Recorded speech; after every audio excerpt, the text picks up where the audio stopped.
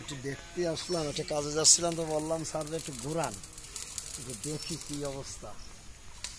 আল্লাহর রহমত, আল্লাহর রহমত, আল্লাহর রহমত। এটা রিজিক, মানে রিজিকে বরকত। মানুষে বলেছিল যে এখানে আসতে গেলে প্লেন নিয়ে আসতে হবে অথবা নৌকায় আসতে হবে, সেই রাস্তা হয়েছে। আমরা মোটরসাইকেলে বেরোইছি, আমরা তো 16 দিকে যাবো, 16 এমনি যাচ্ছি আর কি।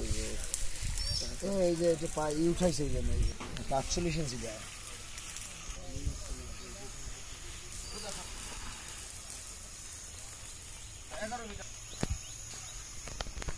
24 ইঞ্চি যায়, এগুলা 28 ইঞ্চি যায়। তোমার একটা বিল্ডিং এর কাজ হচ্ছে 24 ইঞ্চি, দেখতে একরকম মনে হচ্ছে এটা 24